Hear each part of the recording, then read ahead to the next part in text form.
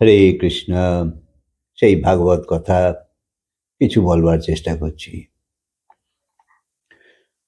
জড় পদার্থ নিজে নিজে জানে না যে আমি জড়।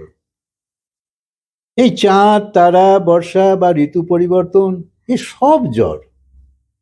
কিন্তু জড় হলেও জ্ঞান আছে, তবেই তো বদলাচ্ছে। জ্ঞান স্বরূপ ভগবান যেহেতু সর্বব্যাপক আছে এবং তোমার মধ্যেও চেতন রূপে আছে, আর সেই চেতন সত্তাই হলো সমস্ত কিছুর নিয়ামক। যে ভগবানের চিন্তা করে, ধ্যান করে, নিজের হৃদয়কে ভগবানের সুখে ভরে, তার মধ্যে ভগবানের সদ্গুণ আসে, তার মাধুর্য আসে, তার খুশি আসে এবং সে বাতাবরণকে সুখী করতে থাকে। তার সংস্পর্শে যে আসে সেও মধুরতা অনুভব করে।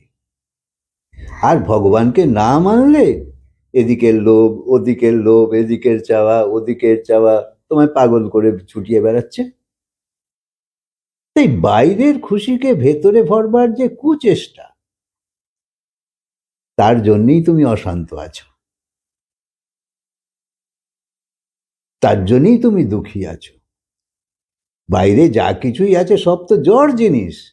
জড় জিনিস তুমি চেতন হয়ে চেতন, তোমায় সে জড় কি করে সুখ দেবে? চেতনই চেতনকে সুখ দিতে পারে। জড়ের কোনো ক্ষমতাই নেই সে তোমায় সুখ দেবে, কিন্তু তুমি জড়ই সংগ্রহ করে চলেছ, সব জড়।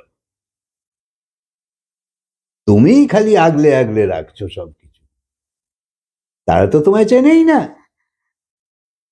তাই জীবনের দুটো ধারা, কিছু সংযম করে ভগবানের রাস্তায় গেলে তোমার ভেতরে যে সম্পদ আছে ভগবান দিয়ে রেখেছে তার অনুভূতি হতে থাকবে। আর বিষয়ে মেতে যদি থাকো তাহলে রোগ, শোক, দুর্ভাবনা, দুশ্চিন্তা, অশান্তি লেগেই থাকবে। তাই সেই অন্তর্যামী ভগবানের আশ্রয় করো। যখন দুঃখকে হজম করে হাসতে শিখে যাবে, তখন এক দিব্য জীবন পাবে, এক দিব্যতা এসে যাবে তোমার। তোমার মধ্যে প্রসন্নতা, উদারতা, স্বতন্ত্রতা সব আসতে থাকবে। তখন অন্যদের দেখে বুঝতে পারবে যে আমি ওই রকমই ছিলাম, আমি আস্তে আস্তে বদলে গেছি।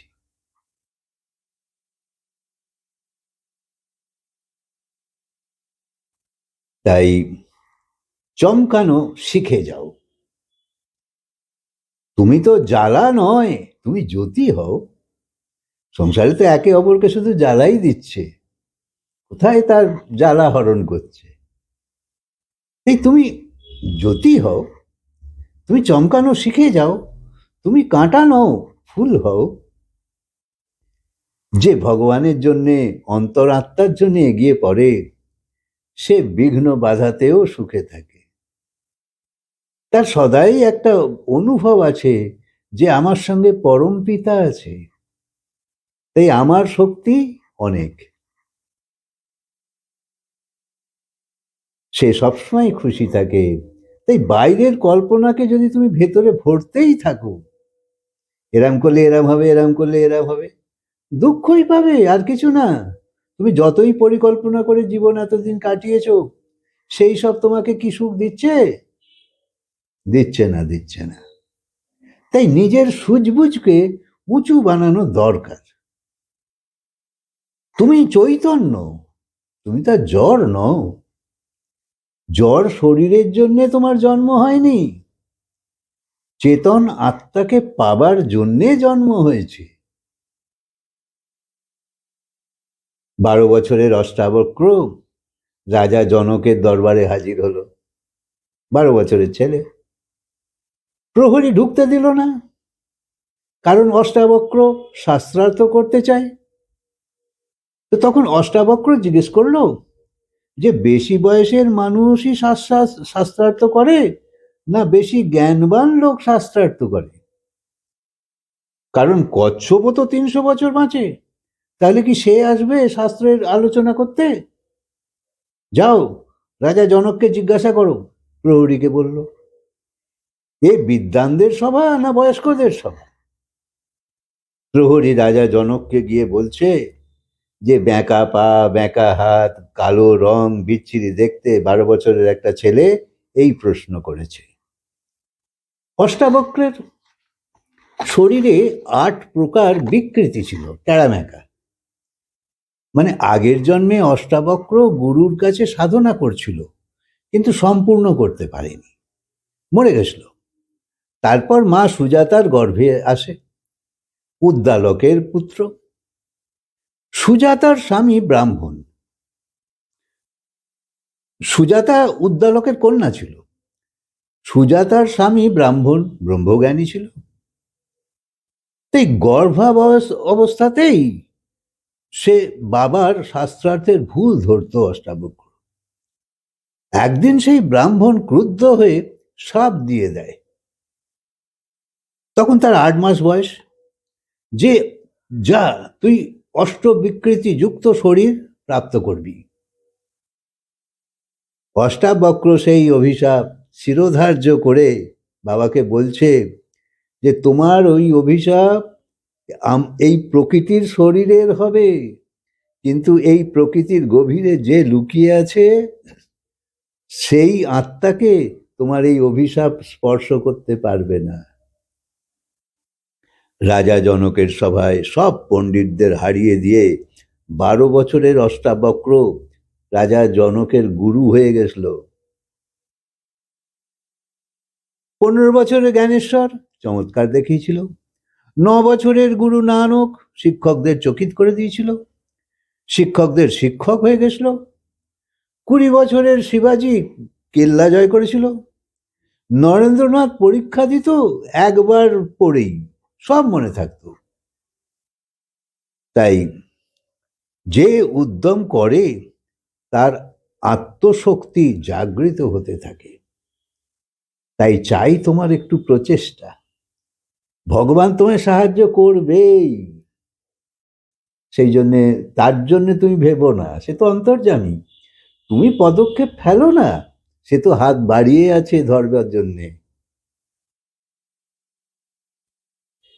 তাই প্রযত্নশীল হও, উৎসাহী হও, নির্বিকারতা, প্রসন্নতা এবং আত্মজ্ঞান পাওয়ার জন্যে জ্ঞান এবং ধ্যানকে বাড়াও।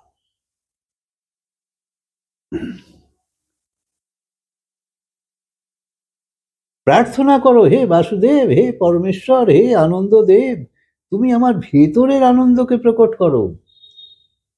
গুরুকে বারবার গুরুর স্মরণ করো যে তুমি প্রকাশ নিয়ে এসো, তোমার কৃপায় আমার হৃদয় কমল খুলে যাক, মস্তি এসে যাক। ভগবানের কাছে গিয়ে এইরকম প্রার্থনা করবে, তা নয় আমাকে এই দিয়ে দাও, আমাকে ওই দিয়ে দাও। এই তো হালকা প্রার্থনা সামান্য মানুষদের জন্যে। এরা শুধু কামনা পূরণের জন্য যায়, এরা ভক্ত নয়। ভক্তের প্রার্থনা স্তুতি অন্যরকম হয়, কারণ সে চাইছে কোনো অদ্ভুত কিছু জিনিস যা তার উত্থানের কারণ হবে। সৎসঙ্গে ভগবানের পাগলদেরই আগমন হয়। এখানে চতুর মানুষের কোনো লাভ হয় না, কারণ সংসারের মানুষ খুব চতুর হতে থাকে, বুদ্ধি লাগাতে থাকে। মীরা প্রেম দিবানি, কখনো নাচে, কখনো কাঁদে। খুশির সঙ্গে প্রভুর সঙ্গে প্রেম করা শিখে যাও। শরৎ পূর্ণিমার রাতে কৃষ্ণের বাঁশি শুনে গোপীরা এরকমই মধুময় হয়ে যেত।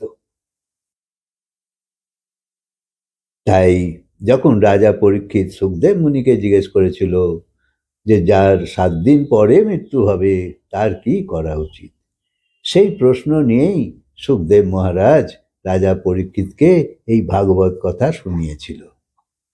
হরে কৃষ্ণ। কথাকে আজকে বিরাম দিই, আবার বলবো।